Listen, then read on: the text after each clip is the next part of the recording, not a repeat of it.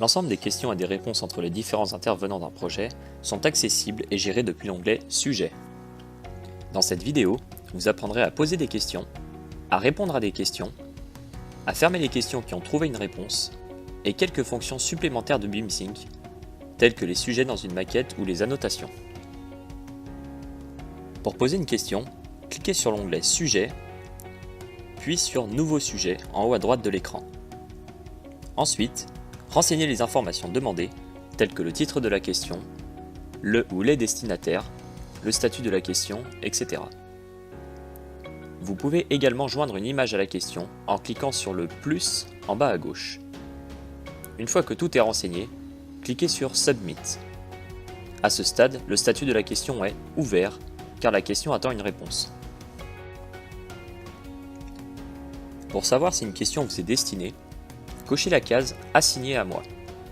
Si c'est le cas, pour y répondre, utilisez le champ Commentaire, puis validez la réponse en cliquant sur Submit.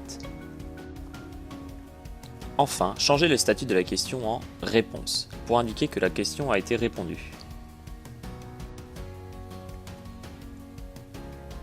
Si la réponse convient à celui qui a posé la question, il peut changer le statut de la question en Fermé s'il est satisfait de la réponse.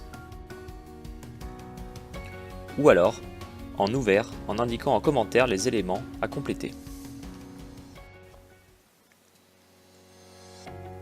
Pour créer un sujet à partir de la vue 3D, positionnez-vous dans l'espace de visualisation et activez les modèles et les plans de coupe souhaités. Ensuite, dans le navigateur, à gauche de l'écran, ouvrir l'onglet des sujets et créer un nouveau sujet. Le sujet créé est associé automatiquement à une vue 3D. Pour annoter une image, cliquez sur celle-ci dans l'onglet Sujet. Une nouvelle fenêtre s'ouvre et un ensemble de fonctionnalités d'annotation de cette image sont disponibles. Vous pouvez alors mettre des commentaires sur l'image de cette façon. Pour retourner sur la vue associée au sujet, ouvrir le sujet et cliquer sur l'icône Caméra. L'espace 3D de BeamSync s'ouvrira automatiquement en chargeant les modèles concernés, les plans de coupe définis, et la vue sera alors automatiquement centrée à l'emplacement de la question. Vous savez désormais poser et répondre à des questions sur BeamSync. Rendez-vous dans la prochaine vidéo pour apprendre à gérer les notifications et quelques réglages supplémentaires.